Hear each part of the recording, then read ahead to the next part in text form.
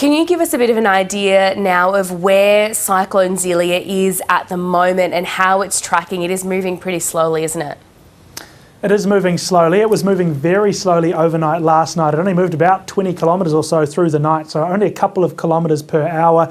It has picked up a little bit of steam through the course of the morning. Now it's moving closer to 10 kilometres an hour southeastwards.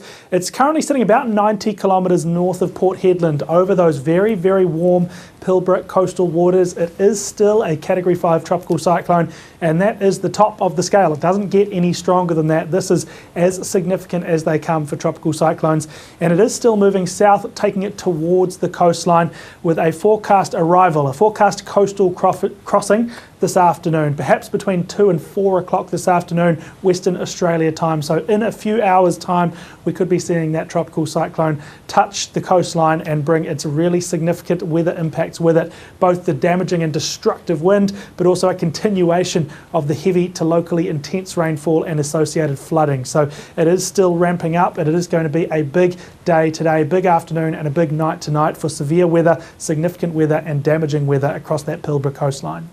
Angus, we've been talking over the last couple of days about how quickly the system is changing and how difficult these cyclones can be to predict. Can you give us an idea of how quickly it is changing, or is it sort of pretty set in its track for now?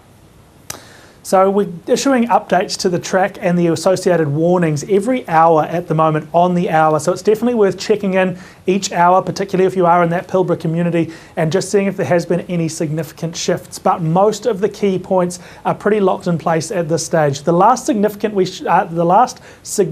shift we saw in the forecast track was through the early hours this morning, overnight last night, where we saw everything accelerate a little bit. So the forecast crossing was moved from this evening now to this afternoon as it's moving a bit faster, and we also saw the area shift. We had been talking about a region west of Port Hedland yesterday. We're now discussing a crossing to the east of Port Hedland. Since then, the track has maintained consistency through this morning so far, but as I say, hourly updates right through the crossing and as it moves its way onshore. So do keep checking in to see if there are any last minute shifts, because tropical cyclones are notoriously difficult to pin down, and subtle shifts in the track can mean big differences in the weather impacts.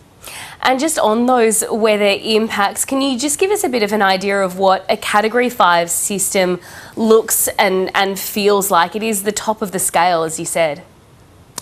Yeah, for anyone on the ground near that coastal crossing point, it is going to be extremely severe and destructive weather. So we're talking about heavy to intense rainfall, and I think most places in Australia do from time to time see heavy to intense rainfall. So imagine the heaviest rain you've ever felt. That's the type of rain that you can get in the middle of a tropical cyclone. But the one thing which you can't really see replicated anywhere else is the wind. The strength of the wind is almost unfathomable, just extremely powerful with a tropical cyclone. In most parts of the country, we will see wind gusts occasionally reach about 100 kilometres an hour on the absolute most windy days. With a tropical cyclone, we could see gusts approaching 300 kilometres an hour. So imagine the windiest day you've ever seen, and then you double it and add plenty more. It is going to be exceptionally powerful. That wind is powerful enough to rip up entire trees, take down power lines, and knock down houses, properties and structures in its path. The area that sees the absolute worst of the wind is a small region near the coastal crossing location.